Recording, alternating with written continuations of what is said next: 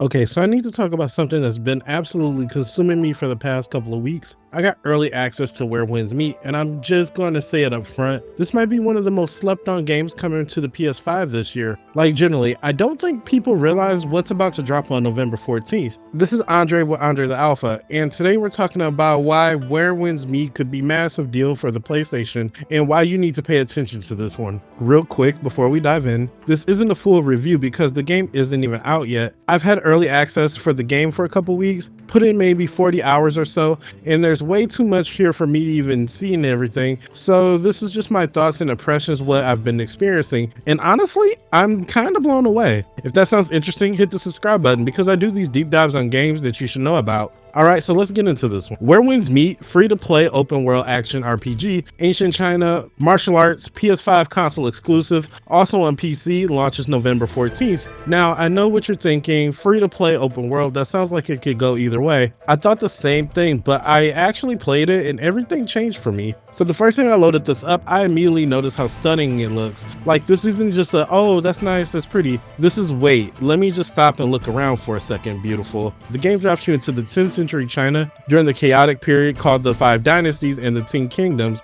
and the world they built is just breathtaking. I'm talking bamboo forests where the light filters through the gorgeous rays, ancient temples on mountaintops, cities that feel alive and massive, rivers and waterfalls everywhere, dynamic weather and seasonal changes that actually affect how everything looks. I found myself generally walking around more than I expected because I generally wanted to see what was over the next hill. And here's the thing that got me. This isn't just pretty screenshots. The world feels real. There's attention to details that you just don't usually see in free-to-play games. They partner with actual martial art choreographers from legendary Chinese films. They build physical miniatures of buildings before bringing them into the game. It captures real martial artists for all combat. This is the kind of effort you would expect from a big budget first party titles, not free to play games. But okay, graphics are cool and all, but how does it actually play? That's what really matters, you know? And this is where Winds Meet really grabbed me. The movement system in this game is super addictive. You got these abilities, which basically means you can parkour through the entire world. Run up wall, dash through water, wall jump between buildings, launch yourself into the sky and glide. It feels so fun and smooth and natural that I was just running around for fun instead of fast traveling everywhere. Like, I'd be heading to a story mission, see some ruins on a cliff in the distance, and just jump off to explore. No loading screens, no visible walls, just pure free. This is when you know an open world is going to do something right, when you're actively choosing to ignore objectives because the exploration itself is the reward. The combat, oh man, that combat. This isn't just your typical hack and slash open world game. This has depth, real depth. You got 7 different weapon types: sword, spears, dual blades, the weapon called the Mo Blade, rope dart,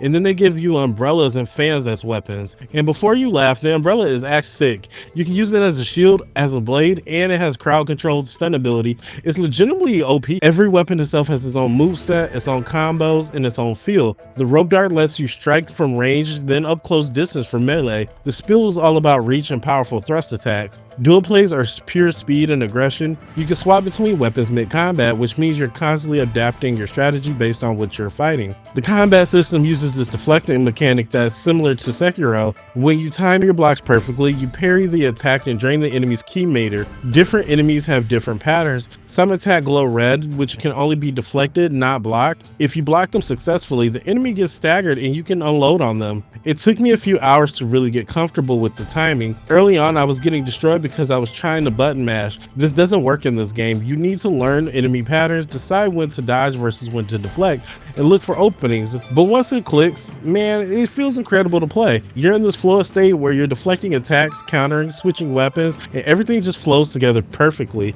And then on top of the weapons, you got mystic arts, and these are special abilities you learn by exploring the world. I learned Tai Chi by finding a honey-loving bear, and yes, it makes perfect sense within the game's logic because this is wuxia martial arts fantasy. These mystic arts aren't just damage abilities. You got telekinesis where you can grab and throw enemy objects, and then there's a lion's roar that creates shockwaves. Cloud stepping lets you dash through the air, and you can use these in exploration too, not just in combat. Like telekinesis, I was just using that to grab items from hard to reach places or throw barrels at groups of enemies to start fights. The game gives you so much freedom in how you build your character and approach combat. You're not just locked into a class system. You can experiment with different weapons and abilities until you find what really feels good, and then you lean into that. I've been running the sword and the rope dart as my main setup, mixing the Tai Chi and telekinesis, and it just works for my playstyle. Let me talk about the open world itself, because this is where Winds Meet really does something interesting. The world is huge, 20 regions spanning about 20 square kilometers,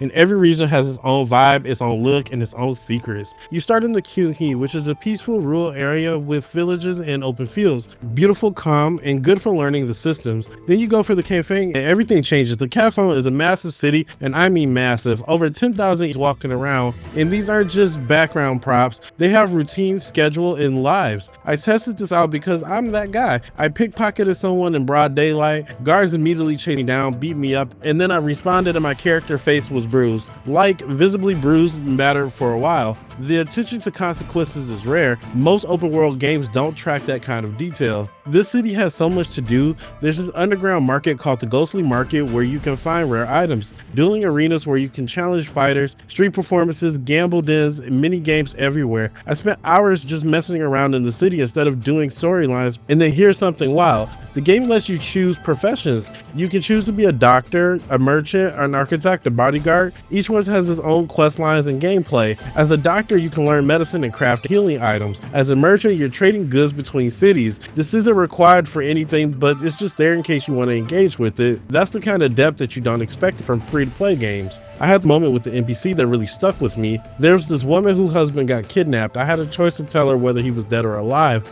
and I chose to tell her the truth, he was alive. And then later on, I was completely in a different region doing something else when I saw her again. She was traveling across the map headed towards where her husband was being held. That wasn't just a cutscene, that was happening in the world. Your choices have visible consequences that play out organically. That's next level stuff. The boss fight deserves a mention too because they're legitimately impressive. I found this boss called the Shadow Puppeteer early on, and it was this theatrical multi-phase encounter. First attacks and dodging unblockables, then it shifts and you're dealing with the shadow enemies you can't block and only dodge. The whole fight feels cinematic in a way that good action games do, where you're not just button pressing, you're in a choreographed battle. My only complaint with some of the boss fights is they're too long, like they're drawn out to increase the encounter time, but overall the quality is there. Now let's talk about the elephant in the room. This game is free to play. How does it actually work without being predatory? I played for 40 hours and I haven't spent a dime. I haven't felt pressure to spend a dime. The entire game, all content, all regions, everything is playable without paying. The monetization is purely cosmetic. Outfit sets, name cards, battle pass stuff. There's a monthly subscription option, but it doesn't affect your powers or abilities.